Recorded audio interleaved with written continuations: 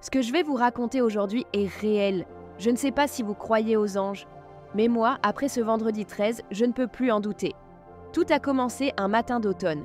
Nous étions le vendredi 13 octobre. Je m'en souviens comme si c'était hier. J'avais toujours considéré le vendredi 13 comme une simple superstition, un jour comme les autres.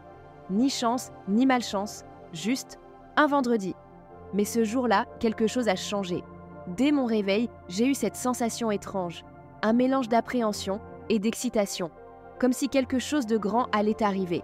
Je me suis levée, j'ai pris mon café, et en regardant par la fenêtre, j'ai vu une plume blanche. Elle est tombée doucement du ciel, sans vent, sans oiseaux autour. Elle s'est posée juste devant ma porte. Je l'ai ramassée. Elle était chaude, douce, comme vivante. Et dans mon cœur, j'ai ressenti une paix que je ne m'explique pas. Je l'ai gardée dans ma poche, comme un porte-bonheur. Et j'ai poursuivi ma journée sans savoir que ma vie allait basculer. Je devais me rendre dans une librairie en centre-ville. J'avais envie de lire sur les signes, les synchronicités. Peut-être que cette plume avait éveillé quelque chose en moi. Je ne sais pas, un besoin de comprendre. C'est en sortant de la librairie que je l'ai vue. Elle était là, debout sous la pluie fine, sans parapluie, le regard plongé dans un livre, comme figé dans un autre monde. Je ne saurais pas dire pourquoi, mais mon cœur a fait un bond. Je me suis approchée, timidement, et je lui ai dit quelque chose de complètement stupide. « Excusez-moi, mais vous lisez souvent sous la pluie ?» Elle a souri.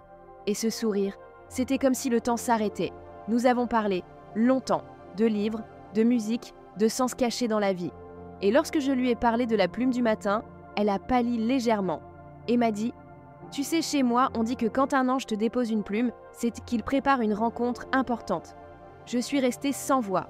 Elle m'a alors montré son collier, un petit pendentif en forme d'aile d'ange, et elle m'a avoué que ce matin-là, elle avait prié pour rencontrer quelqu'un, pas juste quelqu'un, la bonne personne. C'était irréel. Tout semblait orchestré, comme si l'univers avait tout prévu. Et je savais, au fond de moi, que ce n'était pas un hasard.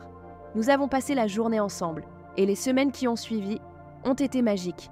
Elle m'a appris à croire, à écouter les signes, à faire confiance à l'invisible. Un soir, quelques mois plus tard, alors que nous étions allongés sous les étoiles, elle m'a confié quelque chose de bouleversant. « Tu sais, je crois que mon ange gardien t'a mis sur mon chemin, et le tien a répondu à mon appel. » Je n'ai rien dit, j'ai simplement pris sa main.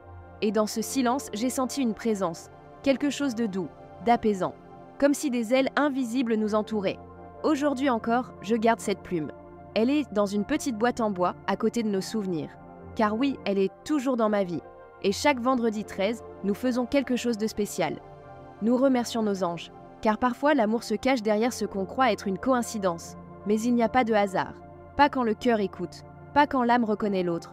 Alors, si vous voyez une plume tomber, si un signe vous frappe sans explication, écoutez-le.